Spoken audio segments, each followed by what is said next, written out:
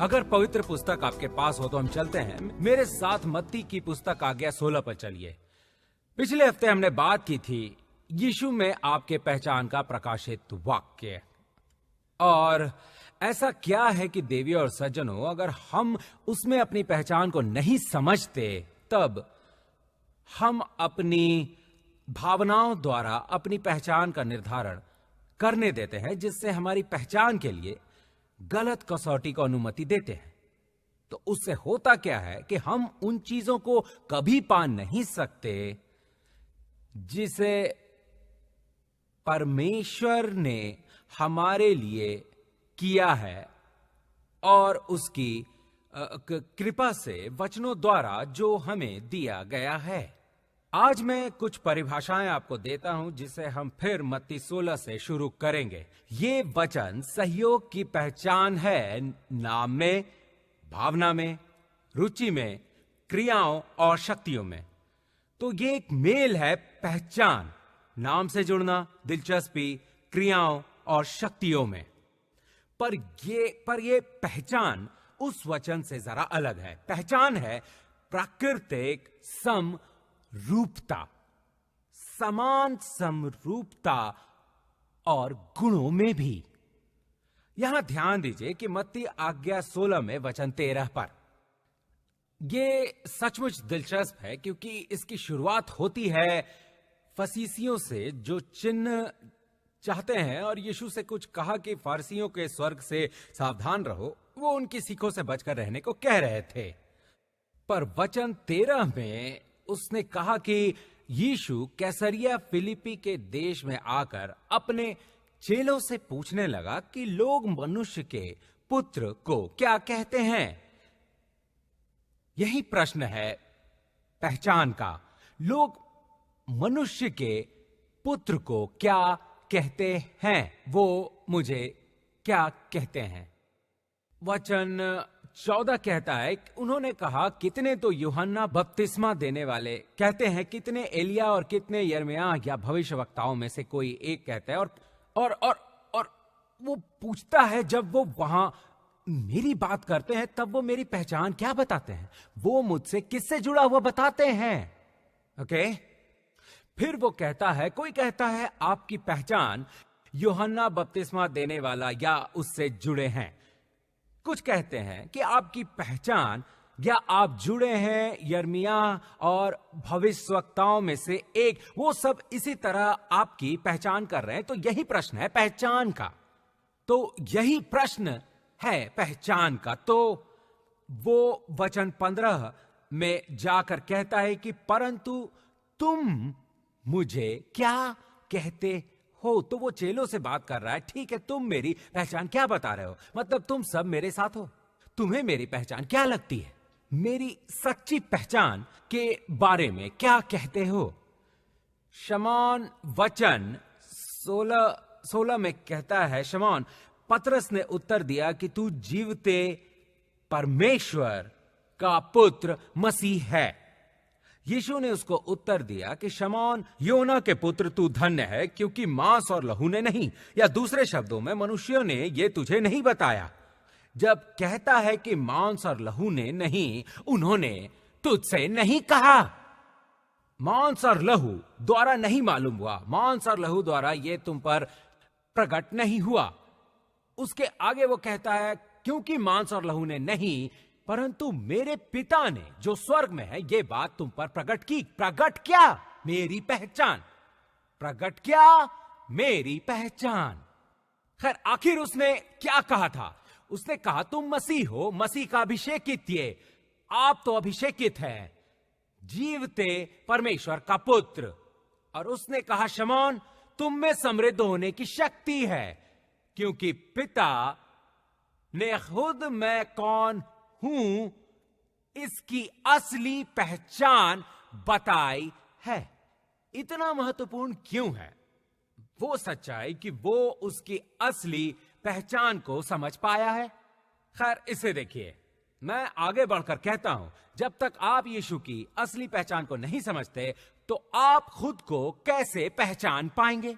Okay, वो यहां कहते हैं वो कहते हैं, और ये बात तुझ पर प्रकट की है, मेरे पिता ने मुझे बताया कि मैं मसीह हूं, जीवते परमेश्वर का पुत्र। मेरे पिता ने तुझ पर यह कहकर प्रकट किया है। उसने तुझे मेरी असली पहचान बताई। अब मैं तुझसे कुछ जरूरी बात कहना चाहता हूं पतरस। उसने कहा कि तू पतरस है। अब ध्यान दे, पिता ने, शमौन ने यीशु की पहचान बताई। उसने सबसे पहले कहा, तू मसीह है, तुम अभिषेकित हो। ध्यान रहे, मसीह उसका नाम नहीं है, और बिल्कुल यही बात धर्म भी तुझसे कहता है। अगर आप ग्रोसरी स्टोर में जाएंगे और कहेंगे यीशु का सरनेम क्या है, तो लोग जोर से कहेंगे मसीह। नहीं, मसीह उसका सरनेम नहीं है। उसने कहा तुम तो मसीह हो, तुम तो मसीह हो। वो क्या कह रहा था? तुम तो अभिषेकित हो, अभिषेकित हो। तुम तो अभिषेकित हो, जीवते परमेश्वर का पुत्र। अब ध्यान दे, यीशु ने कहा, पिता ने तुमसे बताया है। अब मैं तुमसे कहने जा रहा हूं कि मैं भी तुझसे कहता हूं कि तू पतरस है, तू पतरस है। अब ये देखिए, मेरे पिता ने तुझसे कहा कि, जरा माफ कीजिएगा, मैं मसीह है। तुमसे कह रहा हूं कि तू पतरस है। पतरस, उसने ये नहीं कहा कि तुम्हारा नाम पतरस है। उसका नाम क्या है? शमौन। उसने वो कहा जो वो है। उसने कहा तुम तो अभिषेकित व्यक्ति हो यीशु, और यीशु ने कहा खैर तुम तो पतरस हो, तुम पतरस हो। यहां पर प्रगति को देखिए। आपकी पहचान समझने के लिए आपको यीशु को समझना ही होगा। और देखिए कि यीशु यहां क्या कहते हैं। यीशु ने कहा कि तू पतरस है, और मैं इस पत्थर पर अपनी कलीसिया बनाऊंगा, और अधोलोक के फाटक उस पर प्रबल न होंगे। मैं तुझे स्वर्ग के राज्य की कुंजियां दूंगा, और जो कुछ तू पृथ्वी पर बांधेगा वो स्वर्ग से बंधेगा, और जो कुछ तू पृथ्वी पर खोलेगा वो स्वर्ग से खुलेगा। पहचान के प्रश्न पर कितनी बातें जुड़ती चली गई हैं। अब वो क्या कह रहा है? उसने कहा कि तू पतरस है। खैर पतरस क्या है? खैर वो शमौन को क्या कह रहा था? वो शमौन को क्या पुकार रहा था? वो शमौन को कह रहा था कि तुम एक पतरस हो, तुम एक बड़ी सी चट्टान हो। खैर हम जानते हैं कि यीशु एक चट्टान थे, पर उसने कहा मैं इस पत्थर पर, इस बड़ी चट्टान पर अपनी कलीसिया बनाऊंगा। खैर अब इसे देखिए, यहां बताए गए जो कि वो कह रहा था कि चट्टान तो खुद यीशु है। ये चट्टान है, वो बड़ी चट्टान, यीशु तो वही है। अब वो कहता है कि पतरस तुम उस चट्टान का एक टुकड़ा, तुम उस चट्टान का परिणाम हो, तुम उसी से बने हो जिससे यह चट्टान बनी है। देखा, हमारे लिए ये जानना महत्वपूर्ण है कि एक चट्टान से पतरस की पहचान बनी है। हम उसके मूल को जान गए हैं। बहुत बड़ी सी चट्टान ही उस वस्तु का मूल है। परमेश्वर स्तुति। यही पर परमेश्वर उन्हें दिखाना चाह रहे थे। मेरी पहचान तुम पर प्रकट हुआ है कि मैं मसीह हूं, जीवते परमेश्वर का पुत्र। उसने कहा मैं भी तुम्हें बताता हूं कि तुम भी उसी का हिस्सा हो। अगर मैं मसीह हूं तो तुम उस मसीह का हिस्सा हो जो जीवते परमेश्वर का पुत्र है। और जब आपकी पहचान प्रकट हो जाती है, यीशु की पहचान के प्रकट होते ही, और क्योंकि तुम भी उसी पहचान से निकले हो, तुम्हारी पहचान उससे जुड़ी हुई है। तुम्हारी पहचान यीशु से जुड़ी हुई है। तुम पर यह प्रकट होना जरूरी है कि यीशु कौन है, जिससे तुम्हारी पहचान भी प्रकट हो, क्योंकि तुम वो जो है उससे जुड़े हो। समझ रहे हैं? अब जब यीशु कौन है, वो पहचान प्रकट होते ही आपकी पहचान प्रकट हो जाती है जो उससे जुड़ी है। दरअसल उसी से पहचान है। इसीलिए वचन में आपको उसकी पहचान प्रकट कराई जाती है, क्योंकि वो जो है उसी से आपकी पहचान भी निकली है। दूसरे शब्दों में आपकी पहचान वो है क्योंकि आप उसी चट्टान से निकले हैं। परमेश्वर की महिमा हो। अब ध्यान दें, जब तक आप पहचान के इस मुद्दे से नहीं सरकते, अधोलोक के फाटक भी उस पर प्रबल नहीं होंगे। आपको उसकी कुंजियां नहीं मिलने वाली। मिलने के बाद भी आप उससे कुछ नहीं बंद कर पाएंगे, आप उससे कुछ खोल भी नहीं पाएंगे। अपनी जिंदगी में जीत और सफलता आपकी होगी क्योंकि उससे पहचान जुड़ी हुई है। समझ रहे हैं आप? और जिस जगह पर दुश्मन लोगों पर हमला करता है, खासकर मसीह धर्मियों पर, वो जगह है उनकी पहचान। आपको समझना चाहिए कि आप कौन हैं।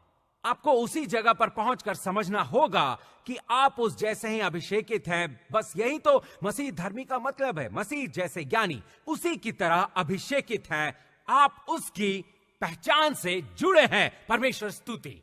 अब मैं आपको कुछ दिखाना चाहता हूं। इसे हमने पहले देखा है, फिलिपियों आज्ञा 2। हम उस पहचान से जुड़े हैं। हां, और उस पहचान से किसी भी चीज को वो बंधन खोलने मत देना। शायद आप ब्राउन परिवार से आए हैं और आप ब्राउन हैं और आपके बच्चे भी ब्राउन कहलाएंगे। अपनी पहचान से किसी को बंधन खोलने मत दो। यहां अब देखिए वचन 5, फिलिपियों 2 वचन 5। जैसा मसीह का स्वभाव था वैसा तुम्हारा भी स्वभाव हो। अब इसी मानसिकता या इसी रवैये को या इसी विचार को अपने अंदर भी उतारे जो कि मसीह यीशु में था। खैर, कैसी मानसिकता? आपके हिसाब से मैं क्या सोचूं? खैर, जिसने परमेश्वर के स्वरूप में होकर भी, सबसे पहले से जांचते हैं, जिसने परमेश्वर के स्वरूप में होकर भी। देवी और सज्जनों, आप एक आत्मा हैं। यूहन्ना आज्ञा 4:24 कहता है कि परमेश्वर एक आत्मा है। उत्पत्ति की किताब इस बात को कहती है कि मांस की एक दीवार बनाई गई। परमेश्वर ने मांस की उस दीवार में अपनी आत्मा डाली। पर थिस्सलुनीकियों की पुस्तक साफ बताती है कि हमारे 3 हिस्से हैं। तुम एक आत्मा हो, तुम्हारे पास एक मन भी है, तुम एक भौतिक शरीर में रहते हो। तुम्हें परमेश्वर की छवि में बनाया है, पर परमेश्वर सिर्फ एक आत्मा है। अगर तुम्हें परमेश्वर की छवि में बनाया गया है तो हम आपके भौतिक शरीर की बात हरगिज नहीं कर रहे हैं। यहां हम परमेश्वर जैसी उसकी छवि की बात कर रहे हैं। खैर, वो तो एक आत्मा है। तो तुम नहीं कह सकते कि मैं परमेश्वर की छवि में बनाया गया हूं, उसी की छवि में और उसी के अनुरूप, बिना पहचाने जाने की असली छवि और उसके अनुरूप होना कैसा है। परमेश्वर की छवि और उसके अनुरूप होना मान से नहीं गढ़ा गया है। परमेश्वर के अनुरूप होना उसकी छवि से होना। ध्यान दीजिए, वो एक आत्मा है। परमेश्वर एक आत्मा है। मैं जानता हूं कि यीशु हाड़ मांस के थे, पर यीशु जानते थे कि वो कौन है। मैं कुछ वचन दिखाऊंगा जो उसके अनंत होने के बारे में कहते हैं। वो हर किसी चीज से पहले यहां आए थे। यीशु के बारे में कुछ खास बातें हमें समझ नहीं होंगी, पर इस बात को जरूर ध्यान में रखिएगा कि मैं एक आत्मा स्वरूप हूं। जोर से बोलिए, मैं एक आत्मा हूं। मेरे पास एक मन है। मैं एक शरीर में रहता हूं। मुझे परमेश्वर की छवि अनुरूप बनाया गया है। यूहन्ना 4:24 में कहा है कि परमेश्वर आत्मा है और मुझे परमेश्वर के समान छवि में आत्मा की तरह बनाया है।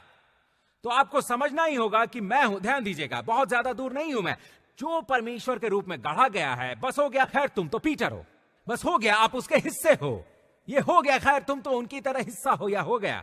आपको जानना है कि कहां आपकी पहचान जुड़ी है, और वो भी परमेश्वर के रूप में होना। परमेश्वर के रूप में आपका ही हिस्सा है। आपका अपना परमेश्वर अणु की जगह अणु, परमाणु की जगह परमाणु, एकदम यीशु की तरह है। परमेश्वर स्तुति। और उसने कहा जो उसी के रूप में है। देखिए, अगर आप में अणु की जगह वैसा ही अणु है और आत्मा के क्षेत्र में अगर अणु है और परमाणु एकदम यीशु की तरह, और अगर हम बातें करें उसी की तरह हम भी इस दुनिया में हैं, तब आपको वो सब पाने में कोई समस्या नहीं होगी, जैसा उसने वचन 6 में कहा है। जिसने परमेश्वर के स्वरूप में होकर भी परमेश्वर के तुल्य होने को अपने वश में रखने की वस्तु न समझा। खैर, इसे तो मुझे वचन 6 को पहले समझिएगा। जिसने परमेश्वर के स्वरूप में होकर भी, जानते हैं यीशु क्या कह रहे हैं? चाहता हूं आप ठीक वैसा ही सोचें। चाहता हूं आप ठीक वैसा ही सोचें। मैं नहीं चाहता कि आपके लिए यह सोचना भी पाप है कि आप उसके स्वरूप में हैं और आप उसके तुल्य हैं। और इसी समाचार को अच्छी तरह से गांठ बांध लीजिए। जब तक ये आप तय नहीं करते, जब तक आप अपनी पहचान तय नहीं करते, जब तक आप नहीं जानते कि आप कौन हैं और किसकी तरह हैं और किसके साथ जुड़े हैं, और शक्ति आजमाने का यह मुद्दा हमेशा लगा रहेगा, क्योंकि आपने अपनी पहचान को हमला करवाने के लायक बना दिया है। फिर से चलिए यूहन्ना आज्ञा 4, फिर से इसे देखते हैं। चलिए वचन 17, 1 यूहन्ना आज्ञा 4 वचन 17।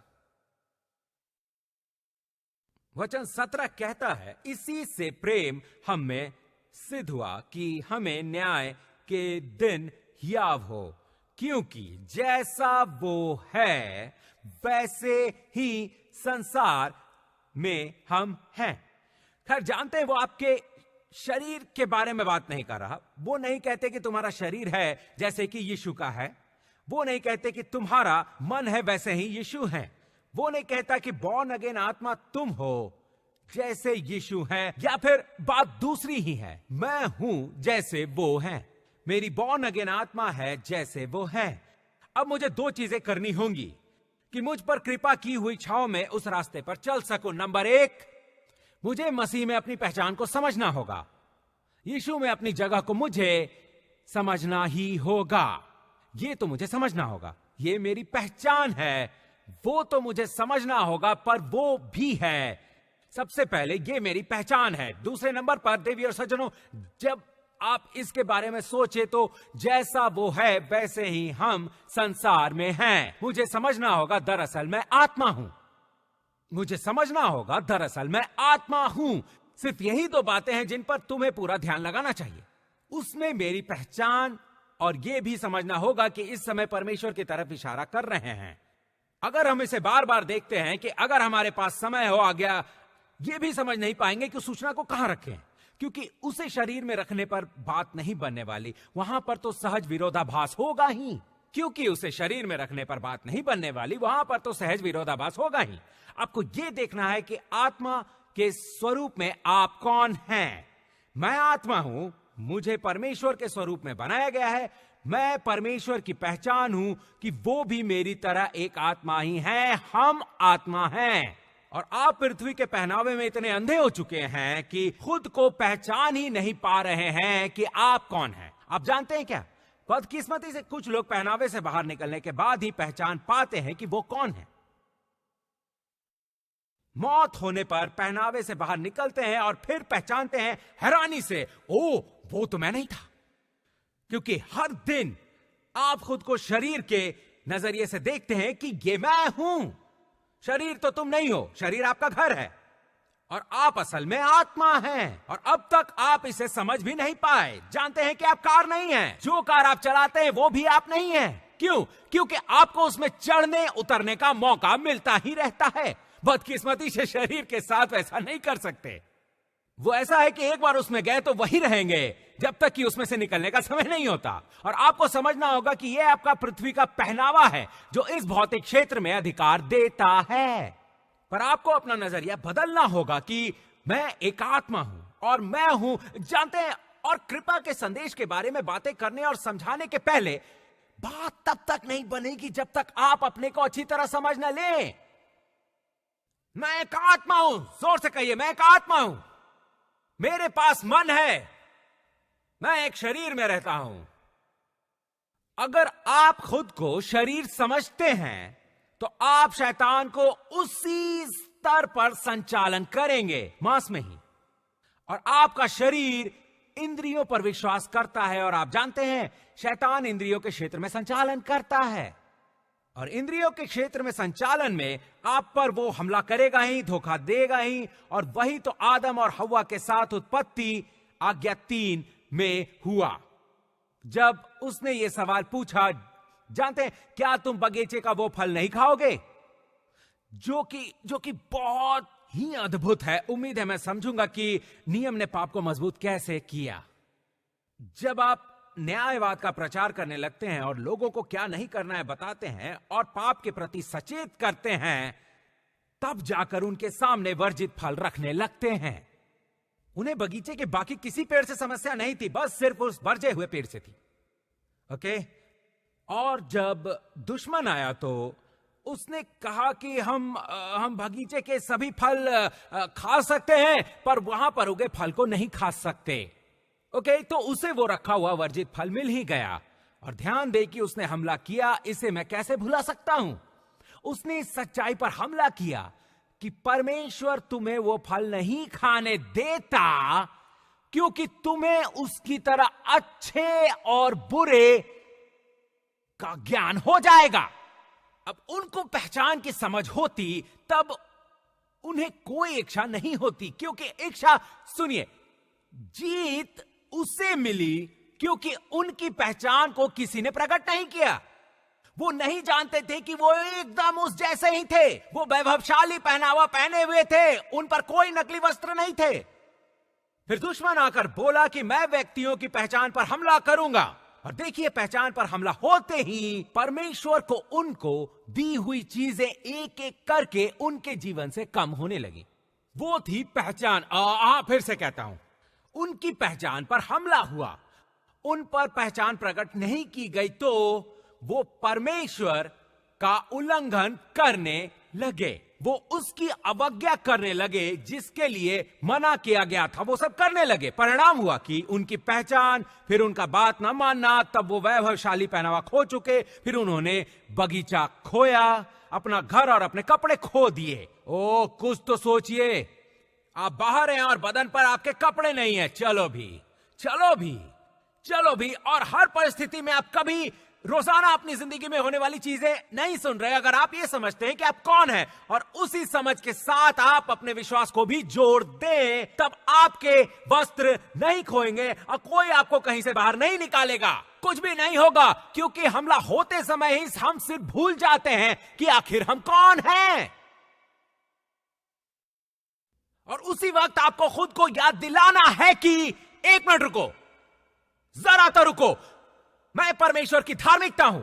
मेरे भीतर एक शक्तिशाली आत्मा है। मेरे पास मुंह है, जीवते परमेश्वर के वचन भी हैं। मेरे साथ होने की भविष्यवाणी अब पूरी नहीं होगी, क्योंकि मैं जानता हूं कि मैं कौन हूं। मैं परमेश्वर का पुत्र हूं। पर तो जानते हैं क्या हुआ? कई लोग मांस में घुसकर कहते हैं, खैर आप जानते हैं यही सच है। नहीं, जो सच है उसे छोड़ दिया, वो जो आपकी आत्मा में था।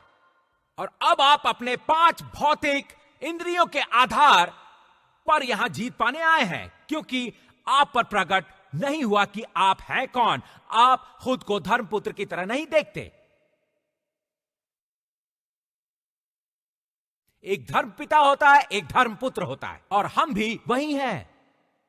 और फिर भी आप खुद को धर्मपुत्र नहीं समझते। आप खुद को मनुष्य पुत्र समझते हैं, पर खुद को धर्मपुत्र नहीं समझेंगे। जबकि आप शायद मनुष्य पुत्र की बजाय धर्मपुत्र ज्यादा है, क्योंकि आपकी मनुष्यता बस आपका घर है। आप परमेश्वर ये हिस्सानंत है। दोस्त, मैं कहता हूं, प्रकट कराओ, प्रकट करवाओ। आमीन। वो वैसा है जैसा मैं हूं। आपने देखा नहीं, मैंने अभी भी क्या किया? मैंने आपके परिवार का नाम दे दिया। जैसा वो है, खैर कौन है? अगर हम सरनेम की बात नहीं करते, जो होना चाहिए, मैं हूं।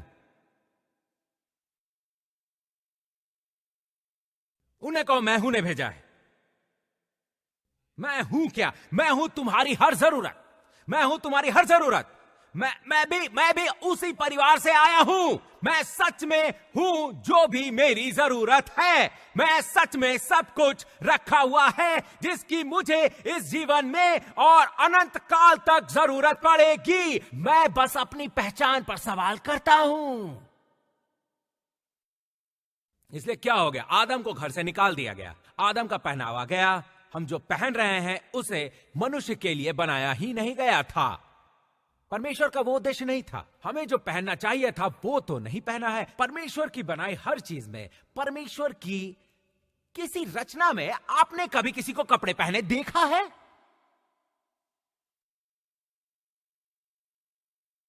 उसकी हर रचना जागती है और काम में लग जाती है। ये रहा आश्चर्यजनक अद्भुत हिस्सा। आपने क्या खोया कभी नहीं जान पाएंगे, क्योंकि आपने पोशाक कभी पहना ही नहीं। पर आपके वैभवशाली पहनावे को तो आप अब बिल्कुल नहीं। वो प्राकृतिक वस्त्र तो नदारद रहेंगे ही। कभी आपने सोचा है कि आनंदित होने पर वस्त्र आपका साथ नहीं देते? क्योंकि इस संसार में इन कपड़ों के साथ आप नहीं आए थे। आदम ने प्रदर्शन नहीं किया, वो ढके हुए थे। वो कृत्रिम वस्त्रों से विहीन थे, वो कृत्रिम वस्त्रों से विहीन थे, पर उन्होंने प्रदर्शन नहीं किया क्योंकि उनके पास प्राकृतिक पहनावा था, जिसे परमेश्वर का वैभव कहा जाता है। अपने पड़ोसी की तरफ कहिए, मुझे मेरा पहनावा चाहिए। दूसरी तरफ मुड़ के कहिए, मुझे मेरा पहनावा चाहिए।